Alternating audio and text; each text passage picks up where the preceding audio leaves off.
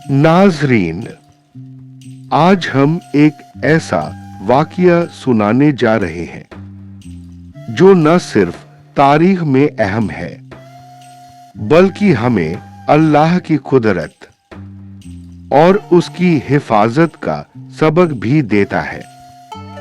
यह वाकया है अस्हाबे फील का, जो हमारे प्यारे नबी की पैदाइश से कुछ साल पहले पेश आया।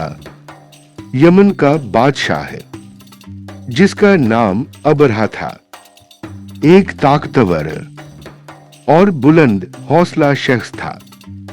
वह अपने अजीम मंदिर की वजह से मशहूर था और चाहता था कि लोग सिर्फ उसी मंदिर के गिर्द जमा हों। लेकिन मक्का मुकर्रमा के लोग अल्लाह के घर काबा की इबादत करते थे और उसकी हुर्मत को दिल से मानते थे। अबरहा के दिल में एक बुरा ख्याल पैदा हुआ। उसने सोचा कि अगर काबा ही न रहे तो लोग उसके मंदिर की तरफ मजबूर हो जाएंगे। और यहीं से उसने एक खौफनाक फैसला कर लिया। उसने अपने इस इरादे का ऐलान अपनी फौज के कमांडरों से किया और कहा, हम मक्का जाएंगे, काबा को गिरा देंगे और उसे मिट्टी में मिला देंगे। फिर अबरहा ने अपनी फौज तैयार की, एक ऐसी फौज जिसे देखकर लोगों की रूह कांप जाए। इस फौज में सबसे ज्यादा डर पैदा करने वाली चीज थी हाथियों का लश्कर।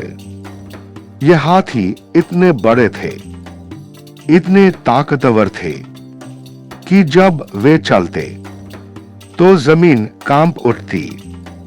लोग कहते थे कि ऐसा मंजर पहले कभी नहीं देखा गया।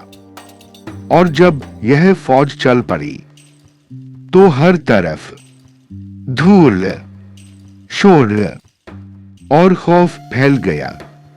अबरहा का लश्कर मक्का की तरफ बढ़ता गया। रास्ते में गांव के गांव सहम गए। बच्चे रोने लगे और बुजुर्ग डर के मारे कांप उठे।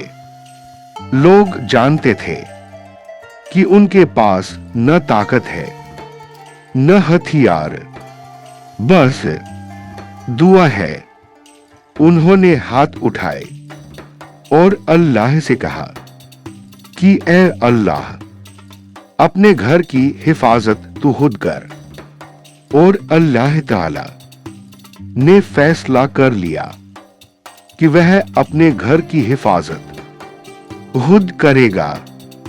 जब लश्कर काबा के करीब पहुंचा, अल्लाह ताला ने अपनी कुदरत का ऐसा मंजर दिखाया जो इंसान सोच भी नहीं सकता। आसमान की तरफ देखो, छोटे छोटे परिंदे झुंड के झुंड उड़ते हुए नजर आए। कुरान में इन्हें अबाबिल कहा गया है। ये कोई आम परिंदे नहीं थे। उनके मुंह में छोटे छोटे पत्थर थे और फिर हर तरफ से ये परिंदे लश्कर पर टूट पड़े।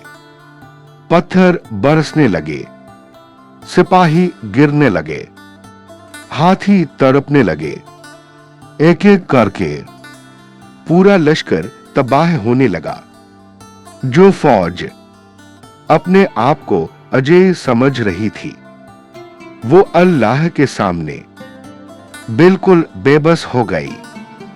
अबरहा का लश्कर पूरी तरह तबाह हो गया।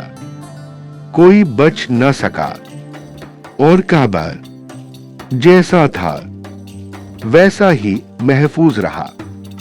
यह वाकया सिर्फ उस दौर के लोगों के लिए नहीं, बल्कि क़यामत तक आने वालों के लिए एक खुला पैगाम है कि अल्लाह के घर की हिफाजत अल्लाह खुद करता है, जालिम चाहे कितना भी ताकतवर क्यों ना हो। अल्लाह के सामने उसकी हैसियत कुछ भी नहीं।